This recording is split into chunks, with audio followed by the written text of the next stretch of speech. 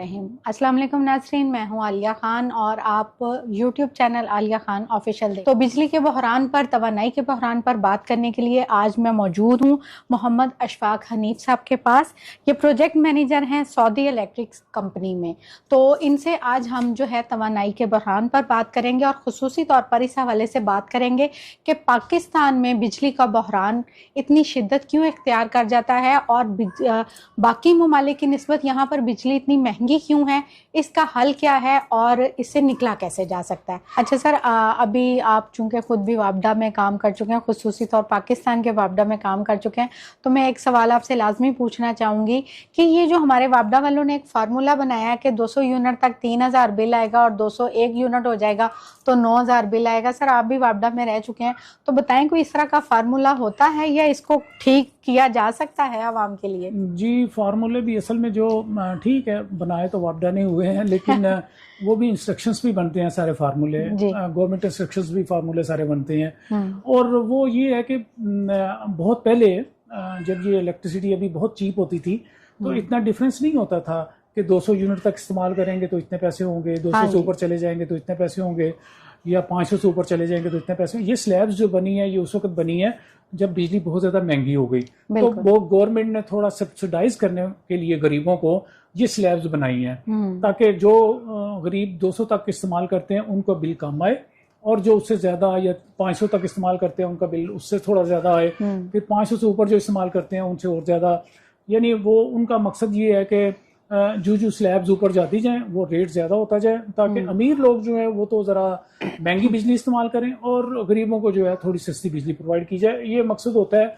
लेकिन बहरहाल वो वाकई जो आप कह रही हैं ना कि 200 से 201 पे जब आते हैं तो बहुत ज्यादा डिफरेंस आ जाता है। इतना ज्यादा डिफरेंस नहीं होना चाहिए। हाँ जी, इतना ज्यादा डिफरेंस नहीं होना चाहिए।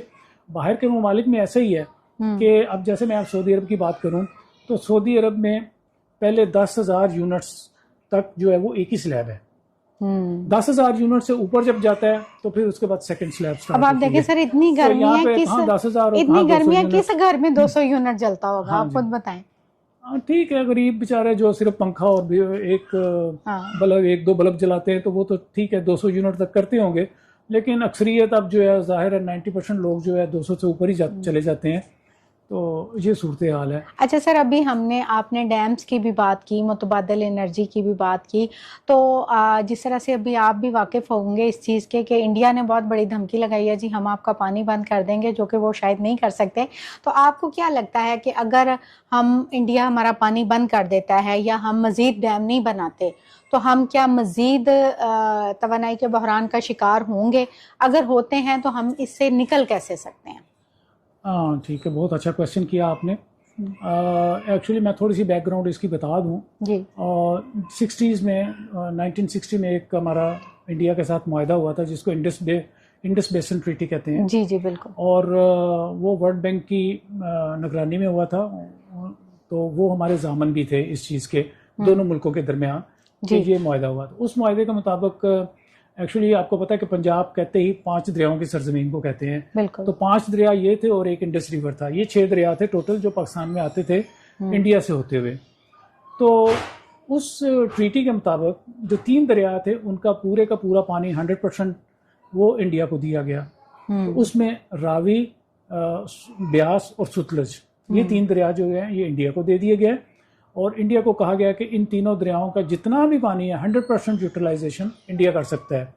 वो उस पर डैम्स बनाए, वो उस पर नहरें, इरिगेशन सिस्टम बनाए, उस पर जो भी करे वो खुद यूटिलाइज, रोके ना रोके वो उसकी जिम्मेदारी है जी। लेकिन ऊपर वाले जो 3 दरिया हैं जिसमें दरिया चनाब, दरिया झेलम और इंडस रिवर आते हैं जी, इसमें 2 दरिया जो है झेलम और चनाब, इनका 100% यूटिलाइजेशन पाकिस्तान को दी गई उस मुआहदे के तहत, और जो इंडस रिवर है उसकी 84% यूटिलाइजेशन पाकिस्तान को दी गई। यानी सिर्फ 14% या 16% कह लें, 84% पाकिस्तान के पास है, 16% इंडिया के पास है कि इंडिया उसका पानी 16% तक यूटिलाइज कर सकता है। इसका मतलब ये है कि हमारा जितना भी पानी आ रहा है वो सारा आ तो इंडिया से रहा है, या इंडिया से आ रहा है या इंडियन हेल्ड कश्मीर से आ रहा है। तो इंडस रिवर भी बल्कि हमारा होता तो चाइना से स्टार्ट होता है इंडस रिवर, लेकिन वो इंडिया से होता हुआ पाकिस्तान में दाखिल होता है गिलगित से, फिर आगे आ जाता है मैदानी इलाकों में जी। तो अब मसला ये है कि अगर वो इस ट्रीटी को नहीं मानता, अब जंग के बाद जैसे मोदी ने और इंडियन गवर्नमेंट ने धमकी दी है कि हम ये मुआहदा ख़त्म कर देंगे, तो इसका मतलब ये है कि हमारा जितना भी पानी वहाँ से आ रहा है वो या तो रोक सकता है या ऐसे वक्त में वो छोड़ सकता है पानी बगैर बताए कि जिस वक्त हमें ना ज़रूरत हो। जी, हमारे ऑलरेडी डैम्स जो है वो पूरे भरे हुए हों, जितने भी रेजरवायर हमारे पास हैं, तो वो अगर पानी छोड़ देता है तो हमें भी जो है वो पानी वो छोड़ना पड़ेगा, क्योंकि ऑलरेडी हमारे डैम्स भरे हुए होंगे जी, हमें भी छोड़ना पड़ेगा और वो बहुत बड़े फ्लड की सूरत अख्तियार कर सकता है हमारे यहाँ। तो वो जिंदगियों के और जानी और माली नुकसान कर सकता है। और फिर इंडिया ये भी कर सकता है, अगर वो इस मुआहदे पे अमल पैरा नहीं होता तो वो ये भी कर सकता है कि जब उसको जब हमें ज़रूरत हो तो वो पानी रोक ले और वो अपने डैम्स उस वक्त भरता रहे। हाँ, जब पानी बच जाए उस वक्त तो वो फिर हमें दे, लेकिन उस दौरान हमारे डैम्स जो हैं वो खुश्क रहेंगे उतना अरसा जितनी अरसे वो हमें नहीं छोड़ता पानी हमारे लिए।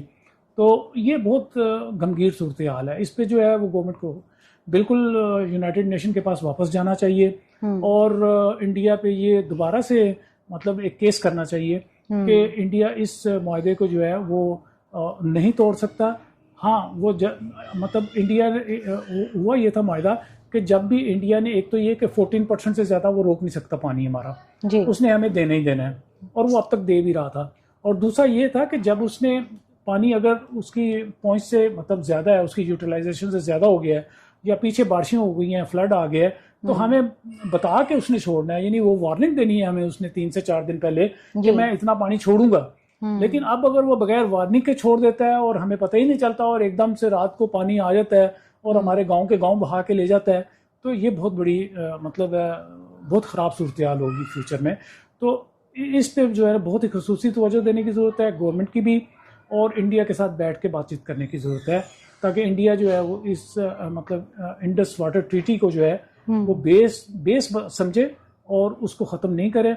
अदरवाइज आपको पता है कि हमारे तो फौज ने भी और जनरल साहब ने भी धमकी दी है कि जंगें जो है वो पानी पे भी होती हैं। हाँ जी, तो कहीं ऐसा ना हो कि खुदा न खास्ता कोई एक और बड़ी जंग की तरफ हम बढ़ जाएं, क्योंकि ज़ाहिर है पानी जो है वो हमारे लिए ज़िंदगी है जी। पानी हमारे लिए ज़िंदगी है कि अगर खुश्क हो जाता है, हमारे दरिया खुश्क हो जाते हैं तो तब भी हमें बहुत ज़्यादा नुकसान है, या अगर बहुत ज्यादा पानी वो छोड़ देता है जब हमें नहीं चाहिए तो फिर भी हमें बहुत ज्यादा नुकसान है। इसके लिए हमें अब लॉन्ग टर्म प्लानिंग भी करनी है जी। लॉन्ग टर्म प्लानिंग ये है कि हमें अपनी स्टोरेज कैपेसिटी बढ़ानी है। बिल्कुल, देखें जो इंडस रिवर है ना, इंडस रिवर का जो एनुअल फ्लो है उसका जितना हम यूटिलाइज कर सकते हैं जी, उसका अभी हम 10 से 15% भी यूटिलाइज नहीं कर रहे। इंडस रिवर का पानी जो है आता है और वो हमारे दो बड़े, जैसे मंगला और तरबेला, दो बड़े वो हैं रिजर्वायर। झेलम रिवर का पानी मंगला में आता है और इंडस का तरबेला में आता है। तो जितना पानी हम स्टोर कर सकते हैं कर लेते हैं, बाकी सारा हमारा पानी ज़ाया हो जाता है। वो जो है वो सीधा इंडस मतलब बहरे अरब में जाके गिर जाता है कराची में, तो हम उसको स्टोर कहीं भी नहीं कर पाते। तो हमें अपनी स्टोरेज कैपेसिटी बढ़ानी है, हमें डैम्स बनाने हैं। देखें जब वापडा की प्लानिंग शुरू पे चल रही थी ना, जब ये 2 डैम्स बन रहे थे जी, एक डैम हमारा तरबेला बना और उसके बाद झेलम बना। ये दो डैम जब बने तो उसके बाद एक पूरी आप कह लें कि एक लिस्ट थी जी, यानी पाइपलाइन में प्रोजेक्ट्स थे कि आने वाले दिनों में कौन कौन से प्रोजेक्ट्स बनने हैं। उसमें फिर तरबेला के बाद हमारा कालाबाग डैम था, कालाबाग डैम के बाद हमारा फिर दासू डैम था, फिर दासू के बाद बादशाह डैम था, बादशाह के बाद अकोड़ी डैम था, मतलब बहमत डैम था, कुरमतंगी डैम, बहुत सारे डैमों की एक पूरी लिस्ट थी कि अगर हमने 70 में ये बनाया तो 80 में हम ये बनाएंगे, 90 में हम ये बनाएंगे, फिर 2000 में हम ये जाके बनाएंगे। अब मसला ये है कि कालाबाग डैम को ही इतना पॉलिटिसाइज कर दिया गया कि उसके बाद कोई डैम बना ही नहीं। कालाबाग तो बने नहीं, उसको इतना ज्यादा पॉलिटिसाइज कर दिया गया। जो सी भी गवर्नमेंट आती थी वो फिर इसको बेस बना के आती थी कि हम कालाबाग डैम नहीं बनने देंगे, इस पे वो वोट लेते थे। असल में आजकल 3-4 डैम हमारे बड़े बड़े बन रहे हैं। ये पिछले नवाज शरीफ के दौर में, इमरान खान के दौर में हमारे 2-3 डैम शुरू हुए थे जी, पिछले अदवार में। एक दासू डैम शुरू हुआ था जी, और वो भी इंडस रिवर पे है। उससे हम तकरीबन 4000 मेगावाट कैपेसिटी हम जनरेट कर सकते हैं इलेक्ट्रिसिटी की। इसके अलावा एक भाषा डैम पिछली गवर्नमेंट में स्टार्ट हुआ था, वो भी अब ऑलमोस्ट यानी कह लें 50% उसकी कंस्ट्रक्शन कंप्लीट हो चुकी है। वो 2027 तक जो है वो कंप्लीट हो जाएगा इंशाल्लाह, अगर वो कंस्ट्रक्शन अपने मामूल के मुताबिक चलती रही तो वो 27 तक कंप्लीट हो जाएगा। उससे भी हम अराउंड 4,000 to 5,000 मेगावाट की कैपेसिटी हम जनरेट कर सकेंगे, और फिर मतलब वाटर स्टोरेज कैपेसिटी भी होगी उसकी अच्छी खासी। इसी तरह एक महमद डैम हमारा बन रहा है, और महमद डैम जो है स्वात रिवर पे बन रहा है जी। वो भी तकरीबन 800 मेगावाट कैपेसिटी का प्रोजेक्ट है, और उसमें भी बहुत बड़ी मिकदार पानी की स्टोर करेंगे। और उसका मकसद, दूसरा बड़ा मकसद वो सैलाबों को रोकना भी है। यानी वो जितना स्वात रिवर में पानी आता है वो इंडस रिवर में इकट्ठा होकर फिर वो बहुत बड़े सैलाब की सूरत अख्तियार करता है। तो स्वात रिवर का पानी जो है उसको हम चूंकि स्टोर कर रहे होंगे, तो इसलिए वो पीक्स जो है वो आपस में मिल नहीं पाएंगी, इंडस रिवर की और स्वात रिवर की, तो बहुत बड़े सैलाब की सूरत नहीं इख्तियार कर पाएंगे। तो उससे हम ये है कि वो एक यानी one of the purpose of the dam is to mitigate the flood situation. तो ये सूरत हाल है। इसके अलावा हमारे छोटे छोटे डैम्स भी कुछ बन रहे हैं। कुरमतंगी डैम आजकल बन रहा है, वो ऑलमोस्ट कंप्लीट होने वाला है, उससे भी तकरीबन 100 मेगावाट कैपेसिटी आएगी।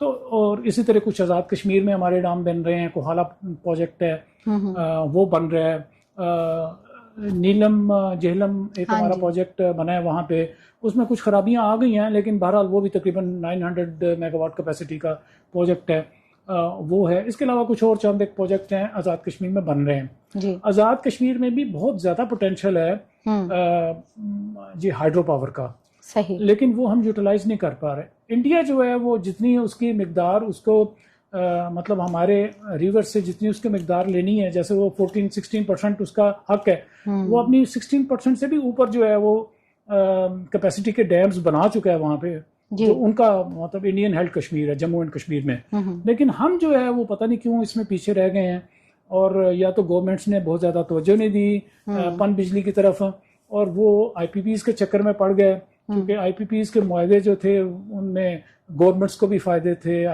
मुआहदे कराने वालों के भी फ़ायदे थे, तो इसलिए वो IPPs की तरफ चले गए। तो पन बिजली को जो है वो दिन ब दिन थोड़ा कम करते गए। तो असल में अगर हमने चीप एनर्जी की तरफ आना है, सस्ती बिजली की तरफ आना है, तो सबसे बड़ा जरिया हमारा पन बिजली है। पन बिजली से हम तकरीबन 60 to 70,000 मेगावाट बना सकते हैं। इस वक्त तक हम सिर्फ 9,000 मेगावाट बना रहे हैं, यानी ये जो हमारे 3-4 बड़े बड़े प्रोजेक्ट्स हैं इसमें सिर्फ 9,000 मेगावाट बन रही है।